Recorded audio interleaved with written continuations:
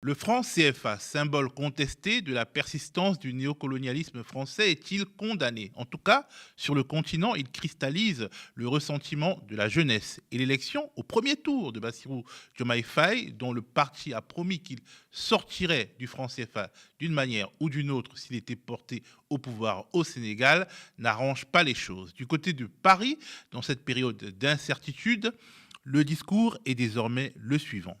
Ce n'est plus notre problème, c'est le problème des Africains. C'est ce qu'a en tout cas expliqué Stéphane Séjourné à nos confrères de RFI et de France 24 à la fin d'une tournée africaine.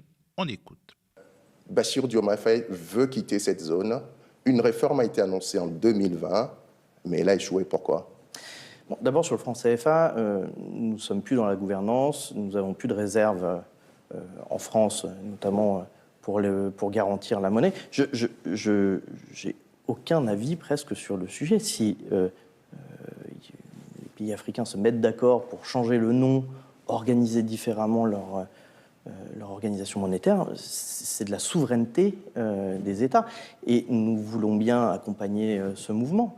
S'il s'agit uniquement du symbole du nom, il peut être changé.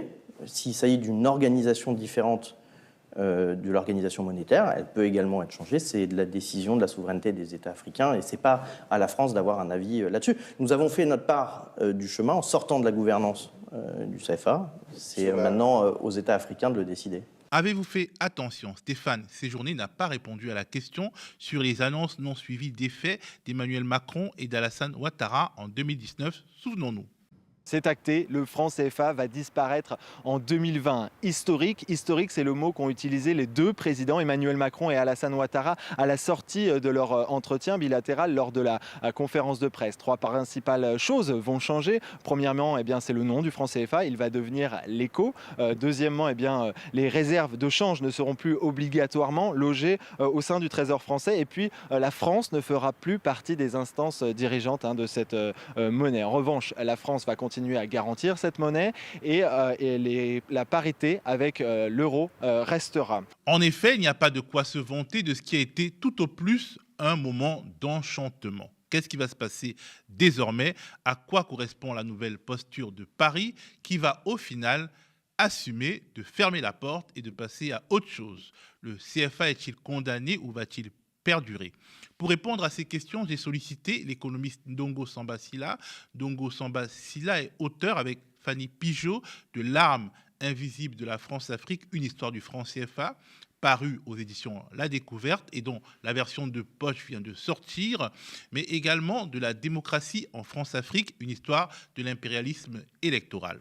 Vous regardez Décrypter l'Afrique, l'entretien. Si vous êtes intéressé ou passionné par l'actualité et les enjeux africains, vous pouvez vous abonner à la chaîne YouTube Décrypter l'Afrique où vous retrouverez de nombreuses autres vidéos sur le continent.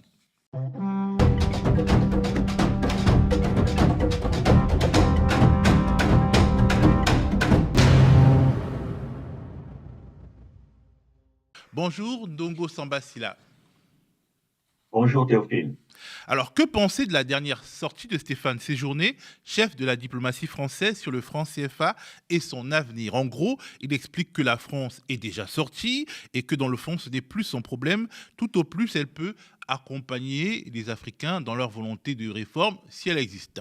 En fait, c'est une sortie qui est paradoxale. Pourquoi? Parce que tout d'abord, comme vous l'avez rappelé plus tôt, il y avait la réforme de 2019.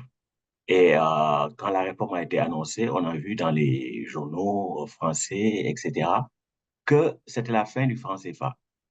Et quand on avait parlé de la fin du franc CFA, souvent même la précision n'a pas été faite que la réforme concernait seulement l'Afrique de l'Ouest, c'est-à-dire les 8 pays qui utilisent le franc CFA en Afrique de l'Ouest, à l'exclusion des 6 autres qui utilisent le franc CFA en Afrique centrale. Et donc, on avait parlé de la fin du franc CFA. Et aujourd'hui, on va, au ministre des Affaires étrangères, nous dire que, en fait, bon, c'est pas la France d'en parler. On n'a pas vu la Chine, on n'a pas vu les États-Unis, on n'a vu aucun pays parler du français, pas seulement de la France. Et dans son discours, le ministre des Affaires étrangères français a dit, bon, si les Africains veulent changer le nom ou l'organisation, on peut les accompagner. Donc, ça veut dire qu'il n'y a plus le franc CFA, mais nous y sommes toujours. Donc, c'est un discours qui est très paradoxal. Et quand on parle des Africains en général, que c'est le problème des Africains, en Afrique centrale, ils ont toujours le franc CFA, il n'y a pas eu de réforme, et la France contrôle toujours le franc CFA, que ce soit en Afrique de l'Ouest et en Afrique centrale. Donc la réforme de 2019, peut-être on en parlera, mais ce qui est certain, c'est que c'est une monnaie qui est devenue politiquement illégitime et on le voit de jour en jour.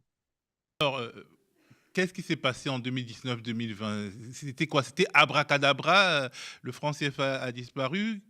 Quels ont été les éléments de cette réforme et en quoi cette réforme finalement a permis de changer ou de ne rien changer? En fait, le 21 décembre 2019, hein, et qui correspond, si je ne me trompe pas, à l'anniversaire du président Emmanuel Macron, et donc c'était à Abidjan, et donc là, à la surprise générale, une réforme du franc CFA a été annoncée. Quand je dis à la surprise générale, cette surprise inclut la Banque centrale des États de l'Afrique de l'Ouest. Cette information a été donnée par le rapport du député français Jean-François Mbaye, qui dit, bon, dans son rapport, que la BCEAO n'avait pas été mise au parfum. Et donc, qu'est-ce qu'ils décident ce jour-là? Ils disent trois choses. Premièrement, que la BCEAO était tenue jusque-là de déposer 50% de ses avoirs extérieurs, hein, de ses réserves de change, auprès du Trésor français. Et donc, ce compte d'opération a été fermé depuis lors. La deuxième chose, ça a été de dire qu'il n'y aurait plus de représentants français dans les instances de la BCEAO, dans les instances techniques. Et donc, il y a eu un nouvel accord de coopération. Et donc, cet accord dit que, bon, il y aura plus ces représentants, mais il y aura une personne désignée par la France et les 8 pays de l'Union économique monétaire ouest-africaine pour, en tout cas, assurer le reporting quotidien auprès du Trésor français. Ça veut dire que de ce point de vue-là, il n'y a pas eu de changement véritable. Donc, les représentants sortent par la porte et un représentant voilà, entre par la fenêtre. Et donc, la dernière annonce, ça a été de dire que le CFA allait être renommé ECO, parce que, bon, le CFA, au départ, c'est franc des colonies françaises d'Afrique, et ça a été renommé franc de la Communauté financière africaine pour l'Afrique de l'Ouest. Et donc, ECO, bon, ça a créé un problème, parce que ECO, au départ, c'est le nom que la CEDEAO, Communauté économique des États de l'Afrique de l'Ouest, qui rassemble 15 pays de la région, dont les 8... Au-delà des pays francophones qui utilisent le CFA. Oui, tout à fait. Donc, 15 pays. Et donc, ils avaient retenu quelques mois auparavant le nom ECO, diminutif de ECOWAS, hein, qui est le sigle anglais de la CEDEAO, Economic Community of West African States. Et donc, quand Macron et Ouattara ont décidé que le CFA était renommé ECO, bon, ça n'a pas plu aux pays voisins. Et donc, les banquiers centraux, ministres des Finances de ces pays sont sortis au début de l'année 2020 pour dire que nous n'approuvons pas la démarche de Macron. Et quelques mois plus tard, c'est le président nigérien de l'époque, Buhari, qui s'est fendu d'un tweet pour dire que nous n'approuvons pas du tout cette démarche et si ça continue comme ça, nous n'aurons pas le projet de monnaie unique CEDEAO. Et donc, dans l'ensemble, ce qu'il faut dire, c'est que euh, cette annonce était du bluff parce que, bon, on savait tous que le CFA ne pouvait pas être renommé ECO en 6 mois parce qu'il fallait qu'il y ait des procédures parlementaires pour renommer la monnaie, le nom de la monnaie, etc. Pour mettre en place de nouveaux signes monétaires, les billets et les pièces, ça demande du temps. Dans le cas de l'euro, par exemple, il a fallu un délai de 3 ans entre l'euro comme monnaie électronique et l'euro comme, en tout cas, signe fiduciaire, hein, les billets et les pièces. Donc, il a fallu un délai de 3 ans, 99-2000. Et donc, tout ça, on savait que, bon, il n'y avait pas y avoir de l'écho annoncé par Macron Ouattara. Maintenant, pour ce qui est de la fermeture du compte d'opération, la question qu'on peut se poser, c'est où est passé l'argent qui était sur les comptes d'opération? Et donc, quand on regarde les états financiers de la BCEAO, on se rend compte que l'argent qui était placé auprès du Trésor français dans les comptes d'opération, pour l'essentiel, ça a été utilisé pour acheter des titres de dette souveraine en euros, c'est-à-dire pour acheter des dettes émises par des gouvernements européens. Et donc, on peut supposer que, bon, la France en fait partie, parce que le reporting de la BCEAO n'est pas du tout transparent. Donc, une manière, en tout cas, d'expliquer cette chose, c'est de dire qu'en fait, on a fermé le compte d'opération, mais l'argent est passé de la poche gauche, c'est-à-dire du compte d'opération, à la poche droite du Trésor français. Donc, en Simplement. gros, cet argent, il est probable qu'une bonne partie de cet argent n'ait jamais quitté le Trésor français. Oui, oui, oui, bien sûr. Bien sûr, c'est pas transparent, mais bien sûr. Mais dans tous les cas, c'est que cet argent-là, bon, tant qu'on maintient la parité fixe avec l'euro, parce que la plupart des économistes qui critiquent le franc CFA, ils disent on ne veut pas de cet arrémage à l'euro. Et ça n'a pas changé avec la réforme. Parce que cette réforme-là également, bon, a entraîné un renouvellement de l'accord de coopération. Et donc, l'accord de coopération, il dit, bon, la France est toujours là, elle peut toujours intervenir à tout moment s'il y a une crise ou une perception de crise. Et donc, la France maintient, entre guillemets, un rôle de garant et la parité fixe ne bouge pas, la parité fixe avec l'euro ne bouge pas. Et le principe de la libre transférabilité, c'est-à-dire la liberté de circulation des capitaux et des revenus, en tout cas entre ces pays de l'UEMOA et la France, tout ça est maintenu. Et Et ça donc, profite aux entreprises françaises. entreprises françaises, mais pas seulement, en tout cas, tous ceux qui opèrent en eau et tous ceux qui veulent rapatrier leurs profits et dividendes, etc., en bénéficient. Et donc, du coup, ce n'est pas une réforme monétaire, hein, c'est une réforme administrative pour s'occuper de ce qui a été appelé à l'époque les irritants politiques. Mais donc, ça veut dire que c'est le statu quo. Rien n'a bougé fondamentalement depuis 2019. Et dans cette réforme, il est prévu que certaines mesures entrent en œuvre si il y a une crise monétaire dans les pays de la zone CFA Afrique de l'Ouest. Et alors, à ce moment-là, l'ingérence devient encore plus forte que par le passé, si j'ai bien compris. Tout à fait. Il est dit clairement que s'il y a une crise ou une perception de crise, la France revient avec voix délibérative, etc. Parce que le principe, en fait, qui gêne, c'est la tutelle. C'est que l'accord de coopération monétaire qui s'est doublé d'une convention de garantie, en fait, tout ceci matérialise une tutelle de la France sur la BCEAO, sur les institutions de l'Union économique monétaire ouest-africaine. Parce que la France est dit, moi, je m'engage, entre guillemets, à garantir la parité entre le franc CFA et l'euro. Ça veut dire quoi? À chaque fois que la BCEAO n'a pas assez de moyens de paiement extérieurs, le Trésor français peut lui prêter des euros. C'est ça le contenu de la garantie. Mais depuis 1960, jusque-là, en fait, la garantie n'a pas été activée. Elle a été activée juste entre 80 et 90, durant la période de la crise de la dette internationale, pour permettre aux capitaux français de sortir, etc. Mais à part ça, ça veut dire que sur plus de 60 ans, c'est généralement les banques centrales, BCAO et la BEAC en Afrique centrale, qui ont mis à disposition les réserves de change au bénéfice du Trésor français. Et ce qu'il faut dire, c'est que généralement, ces réserves sont rémunérées. Mais les rémunérations ont été pas très avantageuses pour ces banques centrales. Pourquoi? Parce que, en fait, ces rémunérations ont été soumises à ce qu'on appelle les taux d'intérêt négatifs. Quand on dit taux d'intérêt négatif, c'est-à-dire, supposons qu'on vous dise, on vous donne une rémunération de 5%, la banque vous donne une rémunération de 5% sur vos dépôts, mais le taux d'inflation est de 10%. Donc, ça veut dire qu'en termes de pouvoir d'achat, vous perdez, vous avez moins 5%. Et donc, ça veut dire que, comme disait l'économiste camerounais Joseph Thion Poemi dans son livre de 1980, en fait, c'est comme si les banques centrales eux-mêmes, en fait, payaient le Trésor français euh, pour qu'il leur garde les réserves de change. Donc ça a été la situation. Ça veut dire que c'est un système qui ne comporte pas de coût économique pour le Trésor français. Et donc, on peut comprendre pourquoi la France a toujours traîné les pieds pour dire, voilà, je ne sortirai jamais du CFA. Parce que pour faire taire les critiques, la France aurait juste pour dire, moi, je me retire du système, plus d'accord de coopération monétaire, plus de garantie, d'autant plus que la garantie elle est inexistante parce que ce sont les banques centrales qui mettent à disposition leurs moyens de paiement, en tout cas au compte du Trésor français. Oui, donc la tutelle, elle a officiellement disparu, mais je le disais, en cas de crise, elle revient encore plus fortement dans la nouvelle, dans le nouveau système. En fait, la tutelle n'a pas disparu parce qu'elle est matérialisée par un accord de coopération monétaire et une convention de garantie. Parce que la tutelle, elle se manifeste par l'arrimage à l'euro. Et la France, elle dit, moi, je peux vous donner, en tout cas, vous prêter des euros. Le Trésor français dit ça, tant que vous acceptez la parité fixe avec l'euro. Et donc, c'est comme ça que ça marche et c'est entériné. Donc, il y a toujours une tutelle. La réforme de 2019 n'a pas fait disparaître la tutelle. La tutelle, elle est là, toujours là. Mais ce que je voulais dire, c'est qu'il y a dans les nouveaux accords des dispositions qui permettent au Trésor français de revenir plus fort que jamais dans l'administration du franc CFA en cas de déséquilibre. Oui, oui, en cas de crise, oui, ou de perception de crise. Et donc, ça veut dire qu'il n'y a plus formellement de représentants avec voix délibérative, mais s'il y a une crise, une perception de crise, le Trésor français va revenir comme avant 2019.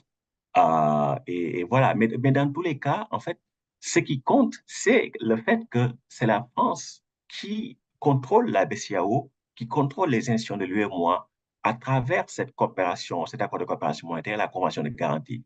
Et la meilleure preuve de cela, ce sont les sanctions qui ont été infligées au Mali en janvier 2022 et au Niger depuis juillet 2023. Parce que ce qui s'est passé, c'est que ces pays, en fait, ont été l'objet de putsch militaires et ces gouvernements militaires, voilà, n'étaient pas en très bons termes avec la France, ne sont toujours pas en très bons termes avec la France. Et la France a utilisé des pays comme le Sénégal et la Côte d'Ivoire pour activer des sanctions qui ont été endossées par la CEDEAO. Mais ce qui est intéressant, c'est Par la BCAO. par la BCAO, mais aussi par la CEDEAO, la Communauté économique des États de l'Afrique de l'Ouest. Parce que si c'était seulement dans le cadre de l'UEMOA, on aurait pu dire que, bon, ça porte l'empreinte de la France. Mais quand les mêmes sanctions sont endossées par la CEDEAO, bon, là, on peut dire que, bon, la CEDEAO, il y a le Niger, il y a le Ghana, ces pays-là ne vont pas, en tout cas, suivre ce que dit la France, etc. Mais c'était ça la suspicion. Parce que, en fait, la Guinée avait aussi un régime militaire à l'époque, a toujours un régime militaire. Et donc, les sanctions s'appliquaient dans le cas de la Guinée. Mais la Guinée a sa propre monnaie nationale et on ne peut pas demander à la Banque centrale guinéenne de priver l'accès du gouvernement guinéen à ses propres comptes. Mais dans le cas du Mali, en janvier 2022 jusqu'à l'été 2022, c'était possible. Et dans le cas du Niger, depuis juillet 2023, ça a été le cas. C'est-à-dire que la BCAO a illégalement privé l'accès de ces gouvernements à leurs propres comptes et leur a privé de la possibilité de se refinancer sur le marché financier de l'Union économique monétaire ouest africaine. Donc, ces pays ont fait involontairement défaut sur leurs dettes du fait du comportement de la BCAO qui est contrôlé par le Trésor français. Et donc, à l'ère du néolibéralisme, les banques centrales sont supposées être indépendantes des gouvernements. Et donc là, vous avez une banque centrale qui viole de manière flagrante ces statuts et donc qui met en place des sanctions qui, d'une certaine manière, vont pénaliser des investisseurs et vont pénaliser des gouvernements parce que c'est une forme d'asphyxie financière qui a été opérée, en tout cas, contre ces gouvernements. Et donc, tout ça est totalement illégal parce qu'il n'y a pas de base légale, il n'y a pas de texte au sein de l'UEMOA qui disent qu'il est possible pour la BCAO ou pour les pays membres de sanctionner d'autres pays qui seraient, en tout cas, l'objet de putsch militaires, etc. Il n'y a pas ces textes. D'ailleurs, les textes disent que tout ce qui entrave la liberté de circulation des signes monétaires au sein de cet espace, tout gouvernement qui sait ça, doit être exclu. Donc, ça veut dire que tous les autres gouvernements devaient être exclus, sauf les gouvernements qui ont réalisé des putsch militaires. Et donc, ça montre clairement l'empreinte néocoloniale sur le système CFA qui est toujours contrôlé par la France. Alors Philippe-Henri Dacoury-Tablé, ancien gouverneur ivoirien de la BCAO, a dit de son côté que les jeunes générations ne veulent pas de réformes, mais exigent une rupture. Alors c'est assez savoureux de la part de l'ancien gouverneur de la BCAO, mais c'est quoi la différence concrètement entre la rupture et la réforme du franc CFA? Bon, je pense que ce sont des nuances de vocabulaire. En tout cas, ce qui est sûr, c'est qu'il y a différentes critiques qui ont été apportées au système CFA. Et de voir qu'un ancien gouverneur de la BCAO prendre la plume pour dire que ce système est légitime, je pense que c'est très significatif, très, très significatif. Parce que généralement, une manière de dire que tous ceux qui critiquent le CFA sont des ignorants, etc. Mais là, on voit quelqu'un qui a été aux affaires qui dit que ce système ne marche pas pour les Africains. Quel que soit, je veux dire, son point de vue, c'est quand même intéressant à signaler. Et donc, il y a plusieurs types de critiques apportées au système CFA. Et la critique la plus répandue, et c'est celle qui a fait que les gens s'intéressent au CFA, c'est la critique en termes de souveraineté pour dire que nous ne voulons pas que la France fasse partie du système CFA, que la France nous laisse seuls avec notre monnaie, en fait. Et cette critique de souveraineté consiste à dire nous ne voulons plus déposer les réserves de change auprès du Trésor français, nous ne voulons plus de représentants français, le nom nous gêne, l'acronyme nous gêne, FCFA, ça nous fait penser au franc des colonies françaises d'Afrique. Et nous voulons nous-mêmes imprimer nos billets et pièces et pas que la Banque de France le fasse pour nous, etc. Donc, vous avez cette critique en termes de souveraineté. Et la réforme de 2019 a tenté maladroitement de répondre à ça. Et évidemment, ça a échoué parce que ce n'est pas une réforme significative. Et donc, il y a une autre critique qui est la critique, disons, économique, qui consiste à dire que ce CFA-là ne permet pas le développement économique. Pourquoi? Déjà parce que la parité fixe à l'euro ne se justifie pas si on regarde l'évolution du commerce des pays qui utilisent le franc CFA. Et si on regarde aussi comment le monde évolue, parce que maintenant, nous commerçons de plus en plus avec la Chine, l'Inde, la Turquie, d'autres pays. Et dans le cas des pays d'Afrique centrale, par exemple, parce que tout leur commerce extérieur est libellé en dollars. Donc, pourquoi des pays exportateurs de pétrole, de gaz, devraient fixer leur monnaie à l'euro? Ça n'a pas de sens. D'autant plus que la garantie française, elle n'existe pas de fait. Et donc, on a cette critique-là économique qui n'a pas été prise en charge par la réforme de 2019. Mais dans cette critique économique également, il y a une autre plus importante, c'est-à-dire, mais bon, à quoi bon à partager la même monnaie? Si cette même monnaie n'a pas permis le développement des échanges, vous prenez le cas de l'Afrique centrale, les 6 pays de la CEMAC, en 1995 et 2021, le commerce entre ces pays par rapport à leur commerce extérieur total, c'est 1,5% en moyenne. C'est-à-dire que ces pays partagent le franc CFA depuis 1945 et là, on est en 2024 et le commerce entre eux, c'est 1,5%. Et donc, pourquoi ces pays devraient partager la même monnaie? Il n'y a pas de logique économique derrière. C'est une logique politique parce que, qui est associée à la logique, disons, héritée du colonialisme. Et donc, on a ces différents types de critiques et qui donnent lieu à différentes, en tout cas, projections en termes de qu'est-ce qu'il faudrait faire pour sortir du statu quo monétaire colonial. Alors, revenons un peu au Sénégal. Le PASTEF, donc le parti de Bassirou Diomaye Faye et d'Ousmane Sonko, le président et le Premier ministre sénégalais, a annoncé les couleurs, mais on sait que l'opposition, le pouvoir, ce n'est pas la même réalité. Mais les choix opérés pour composer le premier gouvernement de l'alternance peuvent être des indicateurs. Par exemple, le Abdourahmane Sarr, le nouveau ministre de l'économie, est-ce qu'il est le pourfendeur du franc CFA qu'on dit? Et est-ce qu'il y a d'autres signaux qui peuvent amener à penser que le nouveau pouvoir sénégalais entrera vraiment en confrontation avec le statu quo monétaire? Oui, en fait, le nouveau gouvernement sénégalais est dirigé par le président Bassirou Diomaye Faye, qui a choisi Ousmane Sonko comme Premier ministre, a basé sa campagne sur la souveraineté économique et monétaire, mais aussi sur la transparence et la bonne gestion.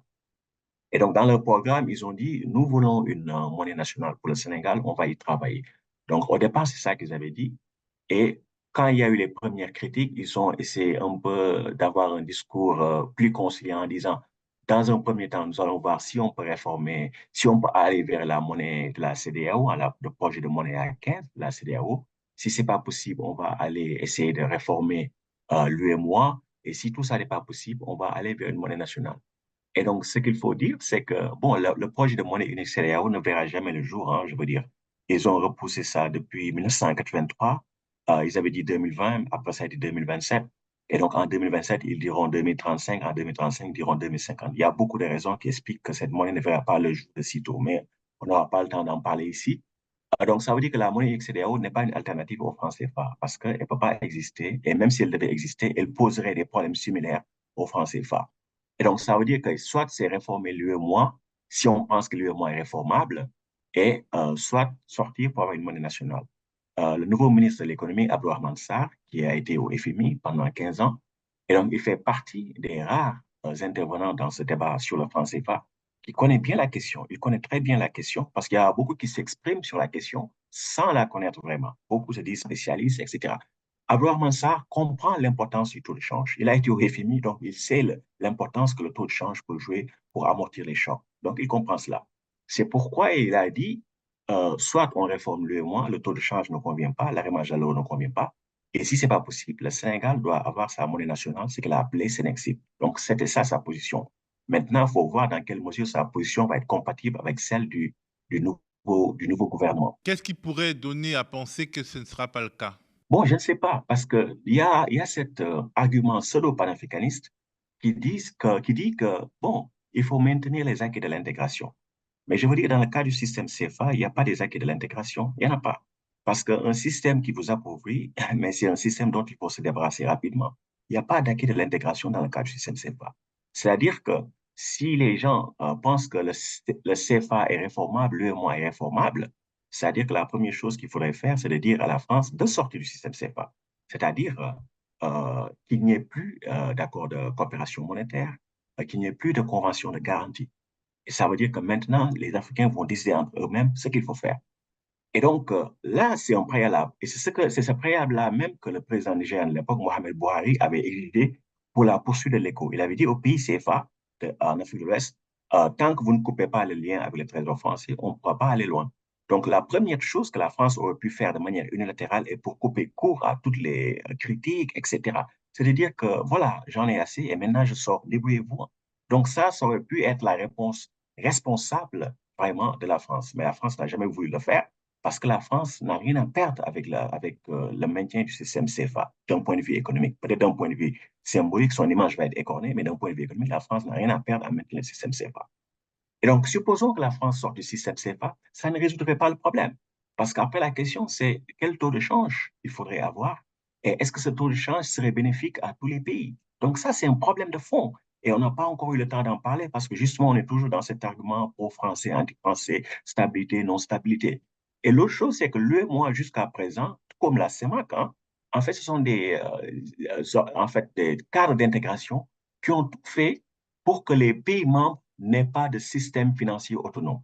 C'est-à-dire que tout a été fait dans ces cadres-là pour que nous n'ayons pas nos propres banques, pour que nous contrôlions nous-mêmes nos systèmes financiers, nos marchés financiers, en tout cas le secteur de l'assurance, etc. Donc, tout a été fait pour qu'on ait des systèmes financiers extravertis, c'est-à-dire contrôlés par l'étranger.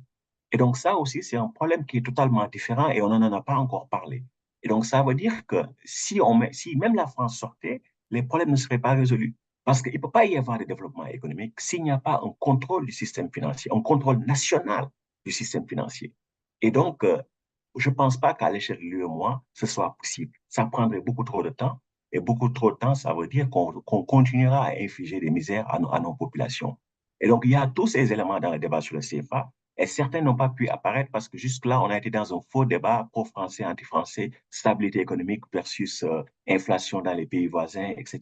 Donc la question, c'est comment avoir un contrôle national sur le système financier pour permettre l'allocation des ressources dans les secteurs qui vont permettre le développement, qui vont permettre l'industrialisation avec des taux de change qui soient en phase avec le niveau de développement et les caractéristiques économiques des pays, voilà, de chacun des pays.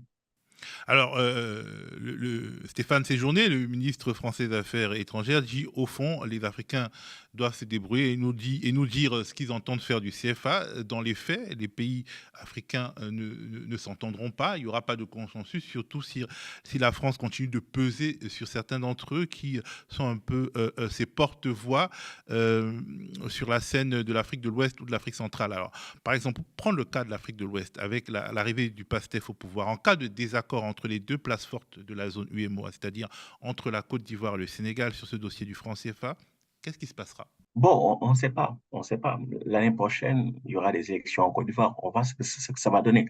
Mais la donne actuellement, une donne importante, c'est les trois pays de l'AES, Mali, Burkina Faso, Niger, qui sont dirigés par des régimes militaires. Ces pays ont formellement déclaré qu'ils voulaient sortir du franc CFA. Ils n'ont pas, en tout cas, notifié leur décision encore. Et ils travaillent à avoir leur propre monnaie. Peut-être que ce sera une monnaie unique. Est-ce qu'ils y travaillent ou alors c'est juste une menace? Ils ont annoncé cela. Le général Tchani a annoncé cela. Et déjà en décembre 2023, si je ne me trompe pas, ils avaient mis en place une commission chargée de réfléchir sur ces questions-là, c'est-à-dire comment aller vers la souveraineté monétaire et renforcer l'intégration entre ces trois pays. Et donc ça, c'est une donne fondamentale. Il faut en tenir compte. Et je pense qu'il est de l'intérêt de ces pays, en tout cas, de s'unir sur le plan monétaire et de sortir du système franc CFA. Parce que, comme le disait en fait un économiste, Ali Zafar, quand vous avez le franc CFA, c'est comme si vous couriez un marathon avec un frigo sur le dos. Et donc, ces pays du Sahel, ils ont deux frigos sur le dos pour courir un marathon. Ça ne peut pas marcher. Et donc, tôt ou tard, ces pays doivent sortir. C'est quoi le Et deuxième donc, frigo sur le dos? bon, je veux dire, parce que déjà pour les pays les plus avancés, en tout cas de cette zone, le Sénégal, c'est déjà un frigo, mais pour les pays qui ont encore plus de défis, les pays sahéliens, c'est un second frigo d'une certaine manière sur le dos. Donc ces pays ont encore plus besoin de la souveraineté monétaire.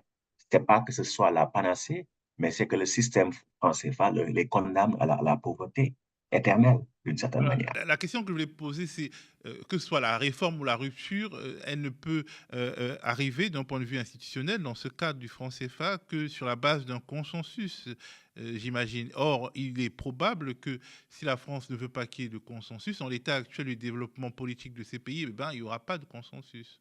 En fait, tous les pays peuvent sortir du système CFA. Vous prenez voulez le dire cas pour une de... sortie groupée, la fameuse sortie groupée, ou bien la fameuse réforme globale qui mettrait à distance l'ancienne puissance coloniale. Dès lors qu'on reste dans ce cadre, il faut le consensus. Oui, il faut le consensus. Et c'est pourquoi ça me paraît très peu probable d'un point de vue politique. Donc, on aura juste de nouvelles réformes cosmétiques. Il faut changer le nom. Et il faudra, dès qu'on change le nom, il faudra de nouveaux signes monétaires. Ça va prendre du temps et ça ne résoudrait pas la question. Ça ne résoudrait pas la question. Et de toute manière, c'est pourquoi, en fait, la monnaie est toujours un projet politique. Il y en a même qui parlent de projet constitutionnel. En fait, il appartient à chaque gouvernement de dire en fait, quelles sont ses ambitions sur le plan économique? Qu'est-ce que ce gouvernement voudrait faire? Et quel rôle la monnaie doit jouer? Parce que si c'est juste pour dire que le non CFA ne nous plaît pas, mais en fait, ça, c'est pas une critique, hein, parce que ça ne vous mène nulle part sur le plan économique. Nulle part. Et donc, si c'est pour juste dire, voilà, on va faire sortir la France et la France n'accepte pas et la France continue de peser en manipulant certains États, ça va être du statu quo, ça va être du surplace. C'est pourquoi il me semble que en tout cas, la forme de sortie la plus probable d'un point de vue politique, c'est que certains États prennent les responsabilités. Les trois États de l'Est peuvent dire, nous, nous décidons de sortir, et je pense que c'est prévu par le traité de l'UMOA, article 36. Donc, tout État peut sortir, et au bout de 6 mois, la sortie, elle est matérialisée, et même bien avant, si l'État veut sortir bien avant, c'est également possible. Tout ça est prévu par les traités. Et donc, un État un peu comme le Sénégal, lorsqu'il sera prêt, va dire, moi, si je sors et je n'ai pas besoin de négocier avec qui que ce soit, je veux dire, il y aura une négociation, bien entendu, pour dire, bon, comment on gère les réserves, ces choses comme ça, les dettes qui existent. Mais tout État a la latitude de sortir de l'UEMOA. Et il me semble que c'est beaucoup plus probable d'un point de vue politique que de dire qu'on va avoir le consensus au niveau de l'UEMOA ou bien qu'on va attendre la monnaie de la CEDEAO qui n'arrivera même pas avant 2040 ou 2050. Alors, est-ce que le fait que la dette des pays africains soit souvent libellée en euros n'a pas un effet un peu anxiogène sur une éventuelle sortie du CFA, sachant que le risque de change sur la dette est limité par la parité fixe CFA-euro quand c'est une dette européenne, enfin libellée en euros? En fait, le problème, il est plus général que ça, dans le sens où, du moment que vous décidez de sortir, toute votre dette est en monnaie étrangère. Ce que les gens ne disent pas, c'est que quand vous êtes dans une union monétaire, la monnaie que vous avez, c'est une monnaie étrangère. Je veux dire, ça, c'est pas spécifique aux francs CFA. Par exemple, l'euro, c'est une monnaie étrangère pour la Grèce, c'est une monnaie étrangère pour l'Italie, dans le sens où ces pays n'ont pas de contrôle sur la Banque centrale européenne. C'est pas leur propre Banque centrale nationale. Et donc, le moment où vous décidez de sortir, toute votre dette est une dette en monnaie étrangère. Et donc, c'est une situation que vous devez gérer. La particularité des pays de l'UEMOA, c'est qu'en fait, les pays CFA de manière générale, c'est que ce système a été créé pour permettre à la France de s'ajuster dans un monde dominé par le dollar. C'est-à-dire les transactions financières, les transactions commerciales et de manière générale les transactions courantes sont libellées en dollars partout. Et donc la France a voulu dire, moi, il me faut m'ajuster, c'est-à-dire acheter des importations dans ma propre monnaie, le franc à l'époque, et aussi pouvoir bénéficier des surplus extérieurs de mes colonies, ex-colonies. Donc, leurs dollars, je les prends, je les convertis en francs, je leur dis, vous déposez ça auprès des comptes d'opération, etc. Et donc, ça veut dire que les pays CFA sont dans un grand écart monétaire. C'est-à-dire que la plupart de leur commerce et la plupart de leur dette extérieure est livrée en dollars, mais leur monnaie est fixée à l'euro. Donc, qu'est-ce qui se passe? Quand l'euro prend de la valeur par rapport au dollar, ces pays perdent de la compétitivité. Et donc, voilà, et ça dégrade leur balance commerciale, leurs produits agricoles ne sont pas compétitifs, etc. Et donc maintenant, quand l'euro se déprécie par rapport au dollar, et ça c'est arrivé par exemple au début de la guerre russo-ukrainienne, donc qu'est-ce qui se passe? C'est-à-dire que la charge de la dette libellée en dollars en monnaie CFA augmente et vous avez aussi de l'inflation importée. Donc ça veut dire que dans un monde qui est dominé par le dollar, en fait, ça n'arrange pas les pays CFA de s'arrimer à l'euro. S'ils s'arrimeraient au dollar, peut-être qu'ils seraient dans la zone dollar et voilà, ils vivraient les choses directement. Mais là, ils sont dans un grand écart monétaire. Et c'est pourquoi c'est très compliqué pour ces pays. Il n'y a aucune conjoncture, en fait, finalement, qui les bénéficie. Que le dollar s'apprécie ou baisse, ils auront toujours des problèmes. C'est pourquoi la réforme du taux de change, elle est importante. Mais la France, voilà, dit non, il faut rester avec l'euro parce que je donne une prétendue garantie en euros, etc. Donc, à un moment donné, les pays qui voudront vraiment se développer, comme par exemple le Sénégal qui va exporter des hydrocarbures, vous ne pouvez pas avoir des recettes d'exportation en dollars et à chaque fois devoir convertir une partie en euros, etc. Pourquoi? Parce que vous êtes dans le système CFA. Ça Mais n'a justement, absolument aucun sens. tout cela arrive dans une période où les pays d'Afrique de l'Ouest euh, sont en train de s'enrichir vraiment. Le Sénégal s'enrichit vraiment de manière inédite depuis son indépendance avec le développement des hydrocarbures, notamment du gaz, à une période à la guerre avec l'Ukraine, le Sénégal étant finalement assez proche des États-Unis et de l'Europe d'ailleurs. Et il y a également le Niger, par exemple, qui devient un gros producteur de pétrole.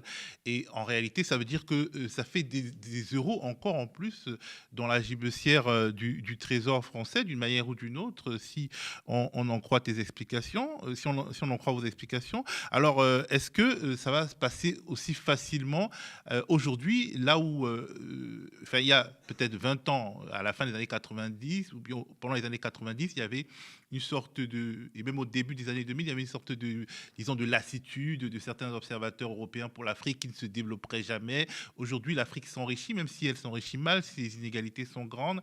Et donc, est-ce que là où on aurait pu abandonner en disant ils s'en sortiront jamais, on peut encore avoir envie d'abandonner alors que le pactole grossit? En fait, il n'y a pas de raison d'être pessimiste. S'il y a un bon modèle économique, il y a les instruments, le budget, la monnaie, les instruments de la politique industrielle commerciale, les pays africains peuvent s'en sortir s'ils ont des dirigeants sérieux. Mais bon, l'Afrique ne s'est pas enrichie, ces pays ne sont pas enrichis, ces pays se sont appauvris. Vous prenez le Non, cas du Niger. je parle des recettes Oui, pétrolières et tout à fait. gazières qui arrivent. Tout à fait, oui. Il y a ces nouvelles ressources. Mais ce que je voulais dire, c'est que, par exemple, en termes de revenus réels par habitant, le Niger, par exemple, en 2022, son niveau de revenus réels par habitant était inférieur de 37% au meilleur niveau de revenus réels par habitant de son histoire, qu'il a atteint en 1965. Donc, ça veut dire que les Nigériens étaient beaucoup plus riches en 1965 que maintenant. Prenez le cas du Sénégal, son meilleur niveau de revenus par habitant, réel par habitant, c'était 1961, et le Sénégal n'a rattrapé ce niveau qu'en 2014. La Côte d'Ivoire n'a toujours pas rattrapé son meilleur niveau de revenus réel par habitant, qui date de 1978. Donc, ces pays se sont appauvris et la croissance récente qu'ils ont eue depuis 2012, c'est une croissance qui rattrape les mauvaises performances passées. Et ça, on peut le comprendre parce que quand vous avez une crise économique, dans le cas de ces pays où il y a des taux de change fixes, la seule manière de s'adapter, mais c'est à travers ce qu'on appelle la dévaluation interne, c'est-à-dire que, bon, vous appauvrissez votre économie, les entreprises ferment, etc. Ça, les Européens le savent avec ce qui s'est passé en Grèce. C'est la dévaluation interne. Maintenant, il y a de nouvelles ressources économiques qui pourraient booster le développement de ces pays si ces pays Et ont c'est le là qu'on contrôle. demande aux tuteurs de partir. Oui, oui, c'est ça. Et donc, si ces pays ont le contrôle sur ces ressources économiques et que les recettes sont exploitées judicieusement, je veux dire, on n'achète pas des jets privés, mais on achète des équipements pour développer l'agriculture, etc. Là, ça peut marcher. Mais c'est pourquoi c'est toujours important de penser au modèle économique, parce que la monnaie, c'est un instrument au service d'un projet économique. Et si le projet économique, c'est pour les classes dirigeantes et c'est pour l'extérieur, la réforme monétaire, bon, n'accomplira pas de miracle. Donc, c'est l'importance du modèle économique. Mais là, jusque-là, ce qu'on a dit, c'est que c'est pour les intérêts coloniaux, extravertis, les intérêts des classes supérieures. Et donc, tant qu'on est dans ce schéma, bon, mieux vaut garder le CFA. Mais si on a un schéma pour dire que nous, ce que nous voulons, c'est une accumulation de type un peu autocentré, voilà, augmenter, disons, le pouvoir d'achat des masses, élargir les marchés intérieurs. Dans ce cas, il faudra quelque chose d'autre, un autre type d'articulation économico-monétaire. Et donc, les ressources nouvelles permettent d'aller vers cette dynamique. C'est-à-dire que ces pays ont beaucoup plus de munitions. Mais ce qu'il faut dire, c'est que ce système ne bénéficie pas seulement à la France, parce que la France, justement, vu son déclin économique, n'est plus en mesure de monopoliser le bénéfice extractif, disons, du système CFA. Ça également, il faut le dire. Ça bénéficie donc à qui d'autre? À tous les intérêts extravertis, y compris les intérêts des classes dirigeantes africaines. Merci beaucoup, Ndongo Samasila. En tout cas, bon, quelque part, c'est une bonne nouvelle. Effectivement, l'Afrique a connu la période la plus difficile dans les années 70, 80, 90 et peut-être 2000. Et là, avec les nouvelles ressources et également avec les compétences nouvelles des Africains qui sont beaucoup plus éduqués et peut-être aussi avec la jeunesse et le vent de démocratisation qui souffle, le moment est plus propice que jamais pour finalement s'affranchir, on peut dire. Et c'est ça la bonne nouvelle. Tout à fait, c'est une très bonne nouvelle. Merci beaucoup Ndongo Samba Sylla et merci à vous d'avoir regardé Décrypter l'Afrique, l'entretien.